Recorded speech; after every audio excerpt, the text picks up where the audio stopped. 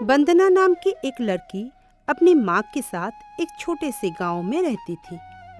वंदना को बचपन से ही खाना बनाने का बहुत शौक था। अपनी माँ को खाना बनाते समय गौर से देखा करती थी। तब से ही उसकी माँ भी उसे अच्छा अच्छा खाना बनाना सिखाती थी। एक दिन उसकी माँ की तबीयत कुछ ठीक नहीं था। उस दिन माँ, तुम थोड़ा बीमार दिख रही हो।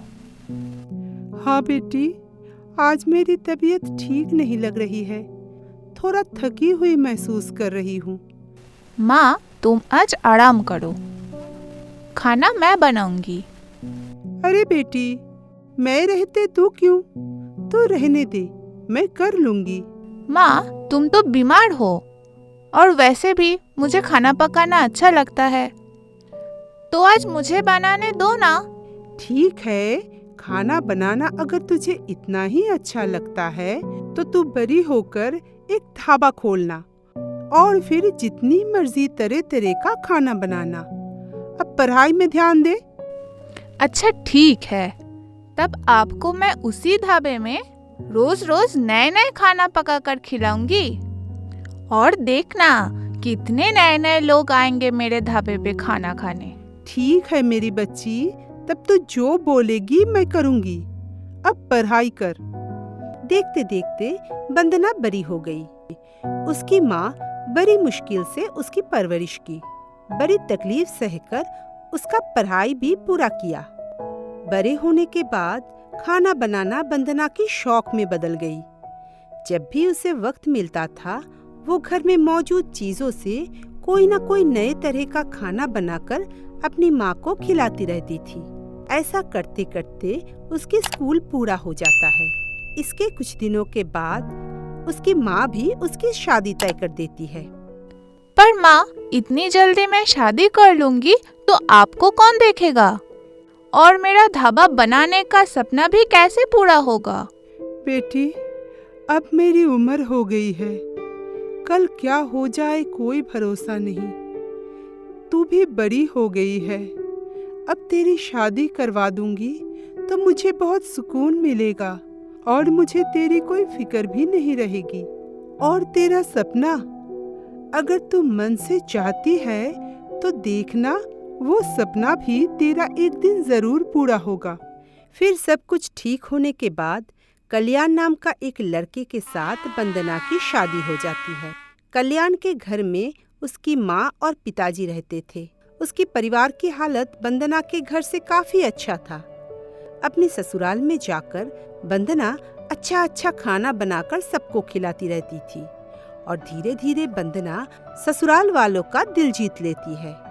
ऐसे ही एक दिन, बहू, तुझसे मिलने आज कुछ दूर के रिश्तेदार हमारे घर में आने वाले हैं। मैंने सबको बोल रखा है कि मेरी बहू बहुत अच्छा खाना बनाती है, इसलिए आज खाना तुम ही बनाओगी। तुम्हारे हाथ का खाना खाके मेहमान ये खाना कभी नहीं भूल पाएंगे। पर अगर उनको मेरा हाथ का बनाया हुआ खाना पसंद नहीं आया तो? या मैं अगर आज ठीक से खाना बना नहीं पाया, फिर तो वो लोग मेरी बदनामी करेंगे ना। अरे बहू, तुम इतना क्यों सोच रही हो? तुम्हारे हाथ का बनाया हुआ खाना किसी को बुरा नहीं लग सकता और तुम रोज ही तो अच्छा खाना बनाती हो, आज भी बना लोगी। तुम अब जाओ, कुछ अच्छा सा आज खाना बनाओ। फिर उस दिन शाम को जब उनके घर में रिश्तेदार आए और वंदना की हाथ का खाना खाए तो वो सब तो चौंक गए और कोई सोच भी नहीं सका कि वो सब खाना वंदना ने बनाई है। अरे, इतना अच्छा खाना कोई कैसे बना सकता है, वो भी घर पे? हाँ, सच में इतना अच्छा खाना मैंने कभी नहीं खाया। वंदना को तो एक होटल खोलना चाहिए। ऐसे उस दिन घर में आए सारे मेहमान वंदना की खाने का बहुत तारीफ किए और उसकी तारीफ से वंदना के ससुराल वालों की उस पर नाज होने लगा। वंदना के पति कल्याण का खुद का छोटा सा एक बिजनेस था। उसी बिजनेस से उन लोगों का घर चलता था। बिजनेस तो पहले बहुत अच्छा चलता था, पर धीरे धीरे अचानक उसका बिजनेस में लॉस होने लगा और उसकी उधारी भी बढ़ गई। उसकी कमाई कम हो जाने के कारण वो जो पैसा कमा रहा था वो उधारी चुकाने में ही खर्च हो जा रहा था। कुछ दिन ऐसे ही चलने के बाद कल्याण की माँ अपने बेटे से कहा, बेटा, तू ऐसे घर कैसे चला पाएगा? तेरी कमाई तो सारी उधारी चुकाने में ही चली जा रही है। हाँ माँ, मुझे पता है, पर मैं क्या करूं? ये सब ऐसे अचानक हो गया कि मैं कुछ नहीं कर पाया, लेकिन मैं कोशिश कर रहा हूं कि सब पहले जैसा ठीक कर पाऊं। तब कल्याण के पिता ने कहा, बेटा, मैं मेरे पुराने वहीं चाय का दुकान फिर से खोलने के लिए सोच रहा हूँ। वहाँ से थोड़ी जो कमाई होगी, कुछ दिन उसी कमाई से घर चला लेंगे हम लोग। पर पिताजी, आपको फिर से इस उम्र में दुकान चलाने में तकलीफ नहीं होगी? जब भी मुसीबत आती है तब परिवार को ही साथ देना पड़ता है बेटा, और मुश्किल समय में हम सबको मिलकर एक दूसरे का साथ देना चाहिए। इतने दिन तो आप उसी दुकान को चला के हम सबको खिलाए हैं। मुझे पढ़ा लिखा कर बड़ा किया है। बड़ा होकर जब मैं बिजनेस शुरू किया तो आपको बोला था कि अब से परिवार की सारी जिम्मेदारी मेरी, आपको कोई काम करने की जरूरत नहीं है, पर मैं अपनी बात नहीं रख सका। पिताजी, मुझे माफ कर दीजिए। नहीं बेटा, ऐसा नहीं कहते। मुश्किल वक्त सबका आता है, एक दिन सब फिर से ठीक हो जाएगा बेटा। फिर कल्याण के पिताजी अपने पुरानी चाय की दुकान को खोला और दुकान पर बैठने लगा। ऐसे वो अपनी दुकान में फिर से चाय बेचकर घर चलाने लगा। लेकिन बहुत दिन बंद रहने के कारण उनका दुकान ठीक से चल नहीं रहा था।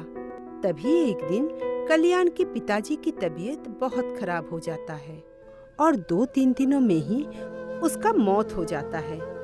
अब घर फिर से चल नहीं रहा था। ये सब देखकर वंदना एक दिन उसकी सास से पूछा, अब क्या होगा माँ जी? हम ऐसे घर कैसे चलाएंगे? पिताजी तो चले गए हमें अकेले छोड़ के, इसलिए अब दुकान भी नहीं चल रहा, कोई अलग से रोजगार भी नहीं हो रहा है। मुझे पता नहीं बहू, मुझे कुछ अच्छा नहीं लग रहा है। तुम और बेटा दोनों मिलकर कुछ सोचो। मैं हमेशा तुम दोनों के साथ हूँ। माँ जी, मैं सोच रही थी कि पिताजी की दुकान में अब से मैं बैठूंगी। घर में तो कुछ ज्यादा काम नहीं होता है। मैं जल्दी से सब काम निपटा कर वो दुकान खोलूं और उस दुकान को एक खाने का ढाबा बना दूं तो कैसा रहेगा? मुझे तो यही एक काम अच्छे से आता है। अच्छा बहू, तुम अगर यही ठीक समझो तो करो। अगले दिन से वंदना फिर से वो दुकान खोलने लगी और थोड़ा थोड़ा करके चाय के साथ नए नए तरह का नाश्ता भी तैयार करना शुरू कर देती है। उसका बनाया हुआ खाना सबको बहुत अच्छा लगता है। फिर धीरे धीरे उसकी दुकान चलने लगी। जितना दिन बीतता गया उतना अच्छा चलने लगा उसकी दुकान। ये सब देख एक दिन उसकी सास ने उससे कहा, बहू, तुम इतनी मेहनत कर रही हो और हमारी दुकान भी अच्छे से चलने लगी। हमारा घर भी अब बहुत अच्छी हालत में है। एक काम करती हूँ, मैं भी तुम्हारे साथ दुकान में बैठती हूँ। इससे तुम्हारी थोड़ी मदद हो जाएगी और मेरा समय भी कट जाएगा और हम दोनों मिलके उस दुकान को और बड़ा बनाएंगे। अगर आप यही चाहते हैं तो ठीक है, आप और मैं दोनों मिलकर इस दुकान को चलाएंगे। अपनी सास के साथ मिलकर वंदना नया नया खाना भी बनाना शुरू कर देती है और धीरे धीरे वो अपनी उस छोटी सी चाय की दुकान को ढाबे में बदल दिया। उसकी सास भी उसकी सहायता करती थी। उसके ढाबे का दूर दूर तक नाम फैल गई। दिन भर उस दुकान में लोगों का भीड़ लगा रहता था और उनके परिवार भी बहुत अच्छी हालत में लौट गई। ये सब देख कल्याण भी बहुत खुश थे। वंदना ने उस दुकान का नाम रखा सास बहू का ढाबा। पिछले साल विपुल जब गांव में अपने एक काका के घर घूमने गया था, तभी एक दिन टहलते हुए उसने देखा, अरे क्या हो रहा है यहाँ? इतनी भीड़ क्यों जमा हुई है? तभी वहाँ विपुल के काका आ जाते हैं। काका, यहाँ पर ये क्या हो रहा है? तब वो लोग देखते हैं कि उस गांव के जमींदार एक गरीब किसान के ऊपर बहुत चिल्ला रहे हैं। सुन रामू, मैंने तुझे पहले ही कहा था कि तेरे कर्ज चुकाने के लिए तू खेत में जितनी भी अनाज होगी उसे मुझे आधे कीमत में बेच दे। बाजार में अनाज 100 रुपए बोरे है, तो मैं तुझे एक बोरे का 50 रुपए दूंगा। मुझे सब बोरा दे दे। मालिक, ऐसा कैसे होगा? बहुत मेहनत से हम अनाज उगाते हैं, आप ऐसा नहीं कर सकते मालिक। देख, तूने फसल उगाने के लिए मुझसे कर्ज लिया है, तो ये सारे फसल मेरे हुए ना, और मैं बस तुम्हें अनाज का आधा कीमत ही दूंगा। तभी पीछे से एक लड़की की आवाज आती है। रुकिए जमींदार साहब, आप गलत कह रहे हैं। कौन बोला? मैं रिया, इस गांव की बेटी। आप बिल्कुल गलत कह रहे हैं जमींदार साहब। आपने कर्जा दिया तो ठीक है, पर ये खेत आपका कैसे हो गया? है ना, इसने मुझसे फसल उगाने के लिए कर्ज लिया था, बदले में इसका फसल तो मेरा ही हुआ। फिर रिया सोचने लगती है। सोचने के बाद वो कहती है, आपसे काका ने वो पैसा उधार लिया है, उस पैसे से वो जो भी करे, इससे आपको क्या? उन्होंने आपसे कर्जा लिया था, ना कि आपको अपनी जमीन बेची थी। इस नाते काका, आप अपना सारा अनाज बाजार जाकर बेचिए और उसे बेचकर अपने जितना भी कर्जा लिया है उसे चुका दीजिए। इससे आपका मसला भी हल हो जाएगा और जमींदार साहब के पैसे भी चुक जाएंगे। क्यों जमींदार साहब, मैं सही कह रही हूँ ना? जमींदार तो दंग रह जाते हैं और चुपचाप वहाँ से चले जाते हैं। रिया की बुद्धिमानी देखकर गांव वाले भी हैरान हो जाते हैं। तूने मुझे बचा लिया बिटिया। फिर सब वहाँ से चले जाते हैं। थोड़ी देर बाद घर आते समय विपुल अपने काका से कहता है, काका, वो लड़की कौन थी? कितनी समझदार थी। वो लड़की हमारे पड़ोस की है, गरीब परिवार से है, मगर बहुत बुद्धिमान लड़की है। कुछ दिन बाद विपुल घर वापस लौट आई। फिर एक दिन उसकी माँ सपना ने उससे कहा, विपुल बेटा, तेरे वो काका तेरे लिए गांव में एक लड़की देखी है, हमें भी लड़की पसंद आई है। तू क्या बोलता है बेटा? अब मैं क्या बोलूँगा, आप लोग जैसा ठीक समझे वैसा कीजिए। रिश्ता तय हो जाता है, लेकिन लड़की के पिता उतना खास दहेज दे नहीं पाते, तो इससे सपना थोड़ा नाराज थी। लेकिन शादी के समय विपुल ने देखा कि दुल्हन तो वही गांव वाली लड़की रिया है, तो उसे देख विपुल मन ही मन बहुत खुश हो गई। शादी अच्छे से हो जाता है। शादी के कुछ दिन बीत जाने के बाद, अरे गांव वाले भैया के बातों में आकर इस लड़की से शादी करवाकर तो मेरी नुकसान हो गया। ये तो कुछ खास दहेज ही नहीं लाई मायके से। इसके कुछ महीने बाद पड़ोस के लड़के की शादी हुई, जिसमें नई दुल्हन मायके से बहुत सारा जेवर और पैसा दहेज में लाई। उसे देख विपुल की माँ जलने लगी। देखा बहू, हमारे पड़ोस की नई बहू कितना सारा जेवर और पैसा लेकर आई है। हाँ माँ जी, मैंने देखा है। लेकिन तू तो चिल्लर लेकर आई थी इस घर में। तू तो मेरे कोई काम की नहीं निकली। सुन बहू, मैं अपने बेटे की दूसरी शादी करवाने जा रही हूँ, तो तू अपना रास्ता साफ कर ले। अब तेरा अकल ठिकाने पे आएगा। माँ जी, आप ऐसा सर्वनाश मत कीजिए, मेरा सब कुछ लूट जाएगा माँ जी। वो तू जाने, अब हट यहाँ से। इसके कुछ दिन बाद सपना अपने बेटे से कहती है, सुन विपुल, मैं तेरी दूसरी शादी करवाना चाहती हूँ। इस लड़की को लाकर मैंने बहुत बड़ी गलती कर दी। माँ, आप ऐसी बात क्यों कह रही हैं? रिया तो बहुत अच्छी लड़की है और वो बहुत बुद्धिमान भी है। अच्छा, ऐसा क्या अकलमंदी देख ली तूने इस लड़की में?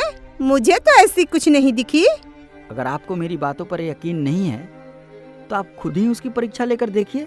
ठीक है, तू कहता है तो मैं उसको आजमा कर देखती हूँ, लेकिन तू इस बारे में उसको कोई बात नहीं बोलेगा। ठीक है। फिर अगले दिन सपना रिया से आकर कहती है, देख बहू, अगर तू चाहता है मैं अपने बेटे का दूसरा लगन नहीं करवाऊं, तो तुझे मेरे 3 परीक्षा में पास होना होगा। ठीक है माँ जी, मैं तैयार हूँ। अगले दिन सपना सुबह रिया को आवाज लगाती है।